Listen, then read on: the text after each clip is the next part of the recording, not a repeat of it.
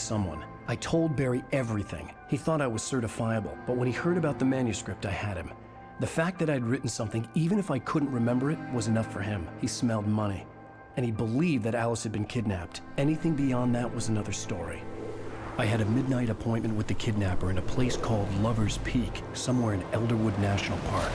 The plan was to rent a cabin. I don't like it, Al. I don't like any of it. It's not good. In fact, it's the absolute opposite of good. Mr. Wake! Barry, you found him. Hi, Rose. Oh, wow. I was just thinking about you, too. Great. I was just bringing Rusty some coffee. He's on the balcony, looking after Max. Poor thing. I really need to go. Great to see you again, Mr. Wake. Later! Who's Max? What an airhead. Jeez, Mr. Takes a Swing at everybody. This is not her fault. She's a very nice girl and, more importantly, a fan. She even has a fan site dedicated to you. And she was very helpful when I was looking for you. Seriously, Al, what you were saying in the car, just listen to yourself. What, you shot a guy and his body just disappeared? When was the last time you slept? What, are you high? Have you been drinking? No! Look, Barry, I'm missing a week, and someone's got Alice. Do and you everything's understand what it sounds like when you say stuff like that? Don't get me wrong, it's a good story, could be a bestseller. But when you start confusing fiction with reality, you're buying yourself a ticket to the funny farm. Wait here.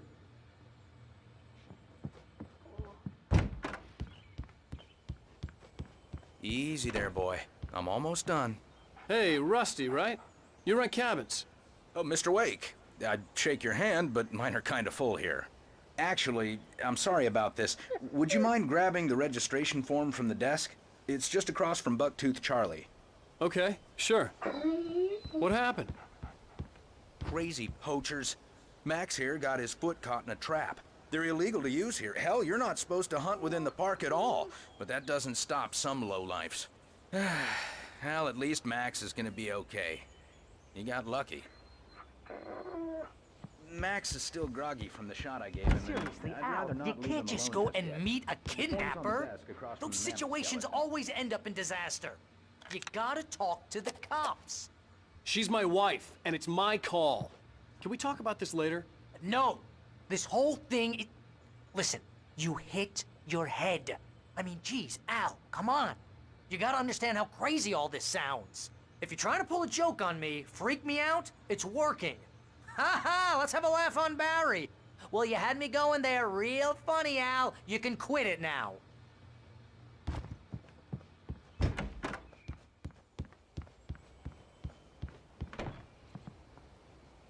I think this is the form you wanted. And here are the keys. Okay, you're all set, Mr. Wake. Glad to have you staying here. Thanks. Can you tell me how to get to Lover's Peak? Oh, sure. It's at the end of the nature trail. Just follow the paths, you'll get to it eventually. It's an easy walk. Nice spot, too. If you have any trouble finding it, just keep your eyes on the radio mast. It's right below that. Look, Al, you're asking me to believe that you shot a dude who went poof into thin air, a guy who was bulletproof until you pointed a flashlight at him. You hear that from people who end up spending time in padded rooms, strapped to their beds, wearing white shirts with too long tangled up sleeves, and eating a healthy diet of pills. Al, you make cruel jokes about people who believe that kind of stuff. You're the skeptic. You gave me an hour-long lecture on homeopathy last month. What was it? If there's no proof, it's pure bullshit. Period. Guess the laugh's on me then. Al, come on! I mean, okay, maybe something weird happened to you, okay? Well, thanks for the heartfelt vote of confidence. All I'm saying is you gotta throw me a bone here, bestseller.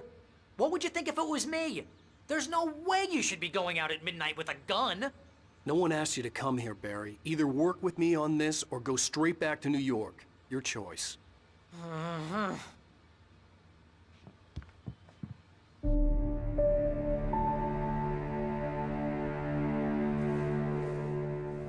That's just crazy talk, Al. Al? Al? We should go to the sheriff or call the FBI. Damn it, Barry, they'll kill her! This is not a goddamn debate, Barry. I'm going to Lover's Peak. He said to come alone. Okay then. I understand. You're my best friend, and I'm worried that you're not right in the head. Tell me what to do to help, and I'll do it. You stay here, and if I'm not back by morning, call the cavalry.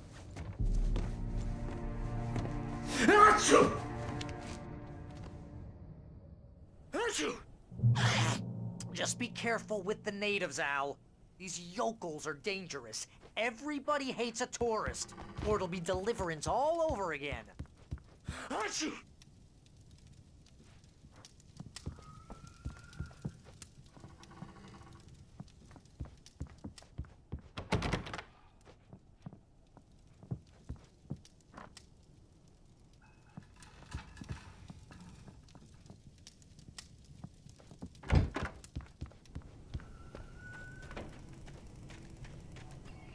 I'll wait here, Al. I'll hold down the fort.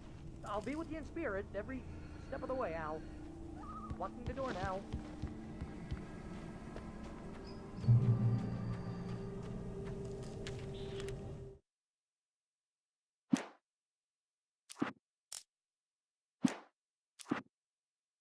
In spite of its human mask, to describe the dark presence as intelligent would have implied human qualities on something decidedly inhuman.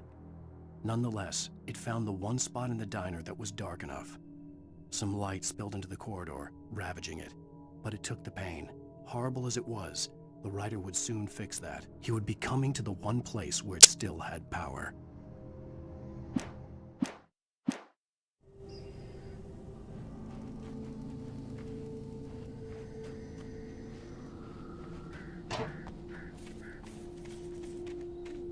I knew I should have gone to the cops.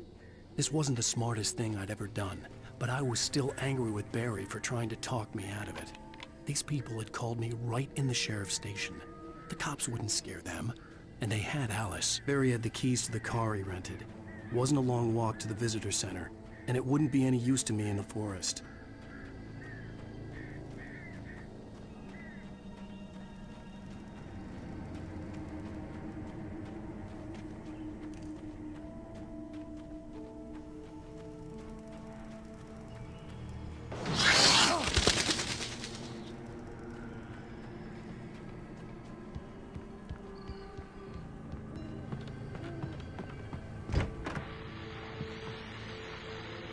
Welcome back to the show, folks. As promised, our very own Dr. Nelson has just parked his rear end in the studio. Doc, what's your Deerfest plan like?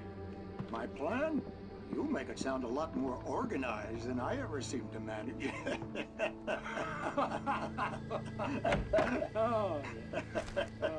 No plan, really, just taking the atmosphere. I'm getting a little too rickety to do much more than that, you know. Oh, tell me about it. No sack race for us older gentlemen, huh? Yes, exactly, Bat. But I'm gonna check out the parade, of course. And I'll be one of the pie contest judges, too. Well, that takes a different kind of constitution. Oh, yeah, it's my kind of exercise. Now, Doc, seriously, you're in pretty good shape, though.